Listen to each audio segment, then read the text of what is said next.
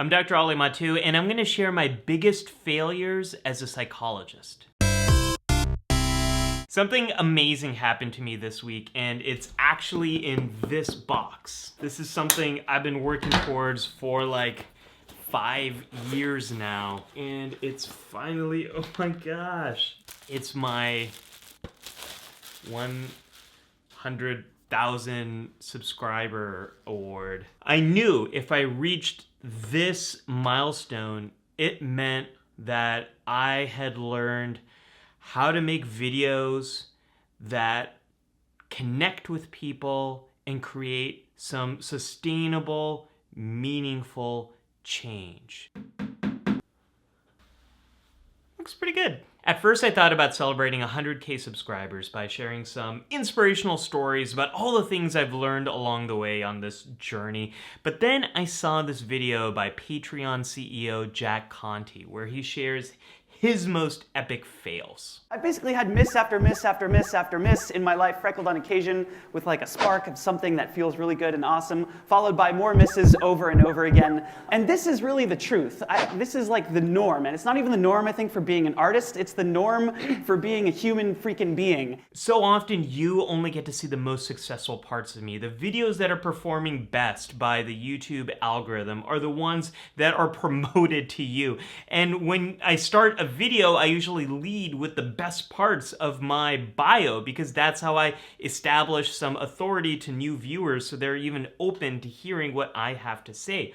But all that stuff is a very small part of me, and it doesn't honor all the failures I went through that were necessary for me to gain these successes. So in this video, I want to talk about those things, and hopefully this will help you to learn and grow yourself. My second year of grad school, I had the opportunity to teach intro psychology. This was so exciting for me because one of the reasons why I wanted to pursue a PhD is so I could teach psychology. Amazing psychology teachers changed my life, and I wanted to give that experience to other students. One day, one of my best students, she always sat right in front. She came up to me in the beginning of class and said, "I'm so sorry, I forgot my homework in my dorm room. Can I go run and get it?" And I said, "Don't worry about it. You can bring it the next class session. It'll be just fine." As I was lecturing, I felt really not so good about what I said because that didn't really seem fair. I felt like I had just given her special privileges because I knew how great of a student she was and how she was always prepared and answering questions, and she had done really well on the first test, and this wasn't fair to other students who might be struggling more. So after that lecture, I went up to her and I said, "I'm sorry, that assignment's has to be counted late because it's just not fair to everyone else." And she said, "That's not fair. Had I known it was going to be counted as late, I would have left class, ran to my dorm, got that homework assignment, and brought it back to you." A little while after that semester ended, I got my teaching evaluations from all my students, and there's this one sentence in the very middle of that paper that said, "This man should never be allowed to teach again." I'm pretty sure it was that student who wrote that. I so wanted to do this right and spent so much time prepping for this class, but I never bothered to ask anyone else in our department who had taught that class for their advice. I hadn't looked at anyone else's syllabus to see what are some good policies to put in place to handle situations like this, because I wanted to prove to everyone else that I could do a good job. But in that effort to try to do it well on my own, I messed it up for myself. I messed it up for another student, and I still regret it to this day. I wish I could apologize to that student. And if you're watching this right now, I am so sorry. My third year of my PhD program was the first time I was getting a big clinical placement. These are kind of like rotations in med school where I was spending like 10 to 15 hours a week at a hospital, in particular St. Elizabeth's Hospital in Washington, D.C. This is D.C.'s major public health hospital. My job was to do neuropsychological assessments. This is where I was working with people who might have experienced dementia, memory problems, attention problems, stuff like that. And my job was to assess how well is their mind working in relation to all these different things. What are their strengths? What are their weaknesses? How can I help them to move forward? This also happened during one of the worst years of my life, when my family was descending into chaos because my brother's bipolar disorder was really was diagnosed, and then also was getting very severe. And as a family, we were struggling to figure out how to help him. And later that year, he died by suicide. I tried to keep things going and not let that get in the way, but it was very much getting in the way. And my perspective towards all the clinical work I did completely changed. My perspective towards the people I was serving completely changed, because the more people I was serving who also had a history of bipolar disorder, of major mental illnesses, which was a lot of the people I was trying to serve, they only reminded me of my brother. And I started to doubt my abilities to do any of this work, and started to develop a lot of panic attacks and anxiety about doing this work. And I kept a lot of that a secret. I didn't tell my supervisor at St. Elizabeth's. I didn't tell my professors at my program at Catholic University of America. And it really bit me in the ass. I stopped showing up to certain meetings. My work was slow. Some of the work I wasn't even getting to. My supervisor wrote a really poor evaluation of my performance, which was all 100% true, everything he wrote. And one of the things he said there is, "This is a hospital. Our job is to serve our patients, and you are not meeting the obligations of this role." I had to have this long meeting with my professors about it to talk about what happened and what to do.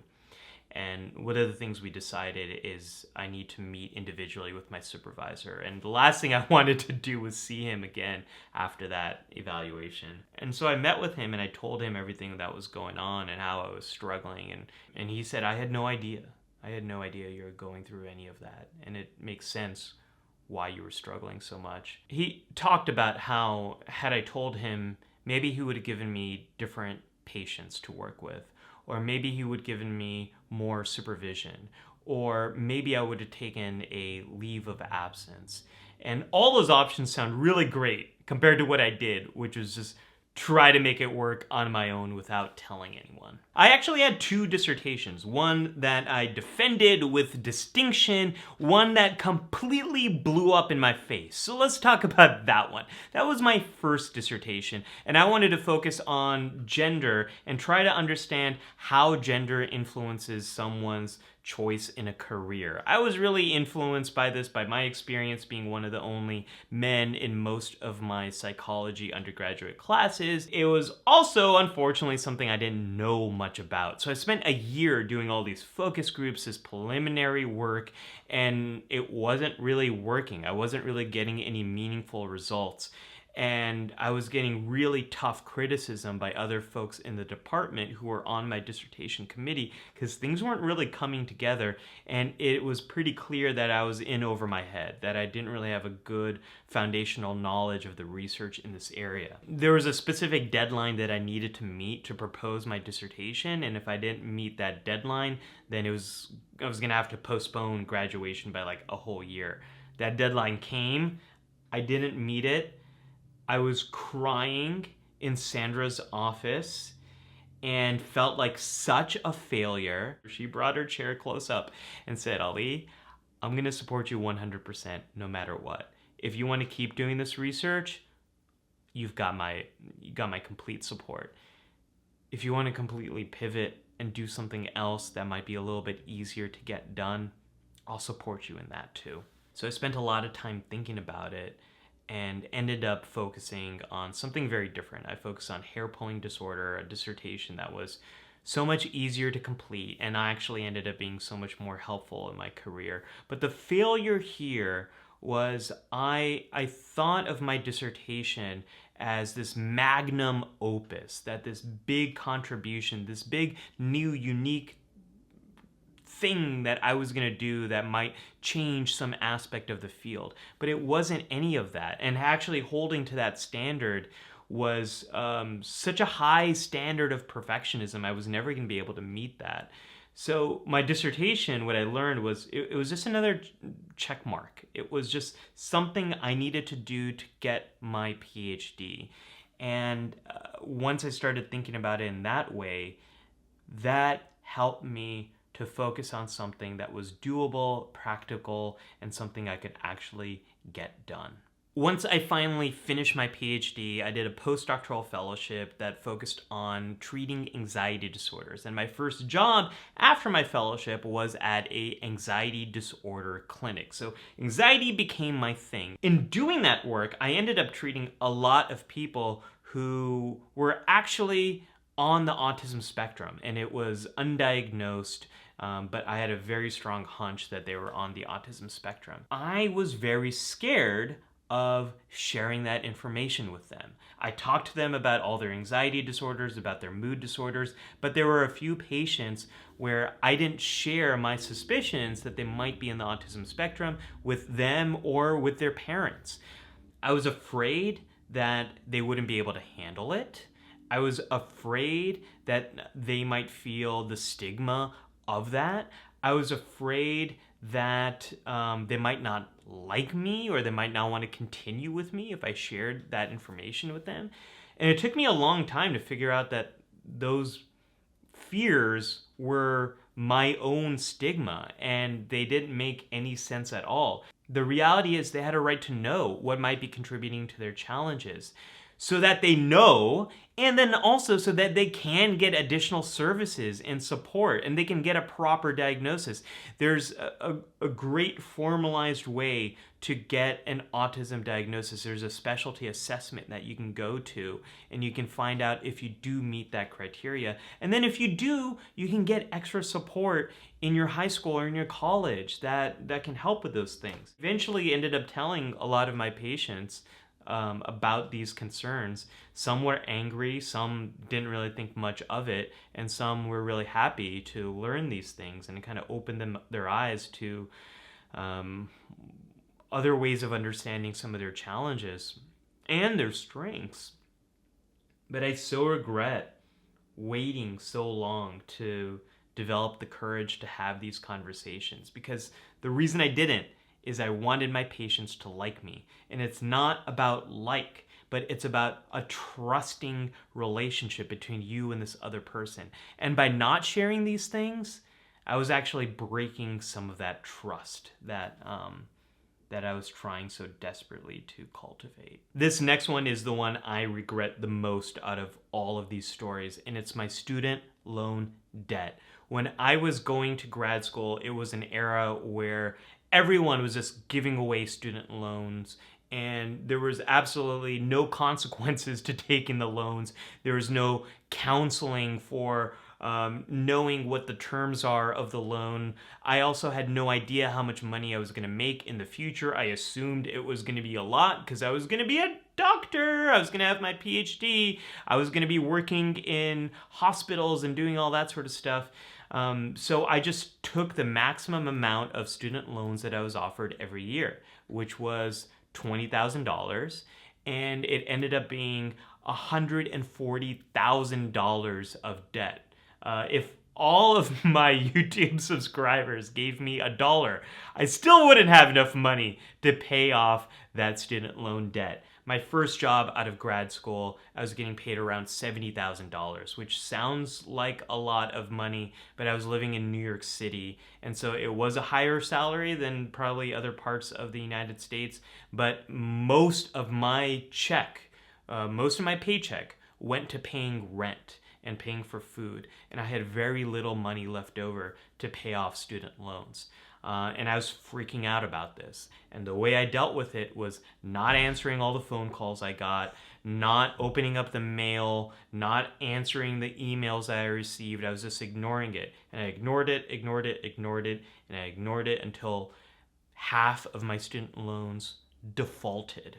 What does that mean? It means you're in trouble because you haven't been paying the money that you owe. And that student loan creditor then started just taking the money out of my paycheck, which made me feel so ashamed with my colleagues, made me feel so ashamed just like as a person. It made me feel like a kid, like I couldn't even handle my finances. Fortunately, the other half of my loans, I spoke to them, got on a payment plan, but I have immense regret about this. I used most of that money towards cost of living stuff. I went to grad school in DC. Rent wasn't cheap there either. I have a lot of anger. I have a lot of regret. I have a lot of shame about all of this. I wish I did this all very differently. I wish someone talked to me more about my future income potential, my financial obligations, taking on these loans. Massive, epic fail that continues to impact me to this day, impacts my credit, impacts my ability to be a good dad and father, because it limits all the different things that I can do.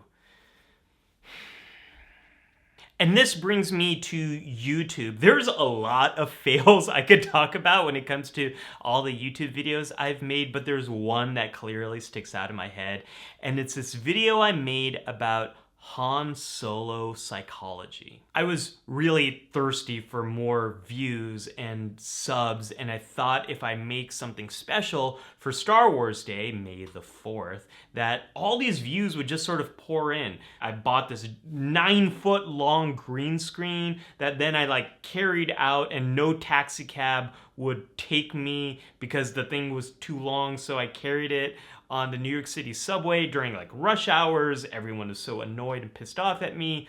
My wife helped me make this Princess Leia wig out of yarn. It took her 3 hours to make it. And then my friend came over. She was dressed up as Han Solo. All this sort of stuff happened.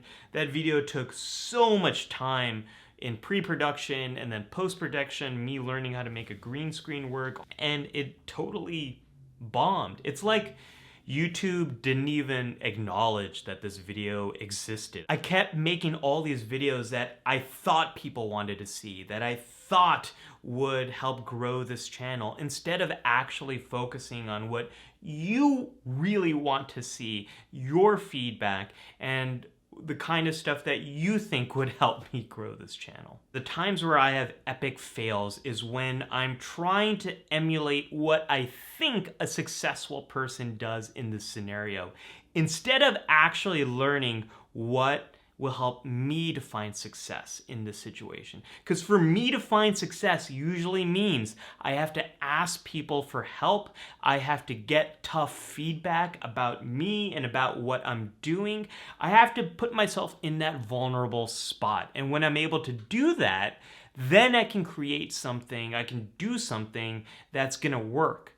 But when I try to copy what's worked for other people, that's usually when I have an epic fail. Now I'm working at a mental health startup where my job is to fail fast, to try things out, make mistakes, learn from them, and create a better product. The founder of this company found me because of these videos and because of this channel and the success I've had here on this channel. So I have to thank you, all over 100,000 of you, for helping me get to this point. And let's celebrate all the failures that have led to this success. What are some of your epic fails, and what did you learn from them? Let me know in the comments below.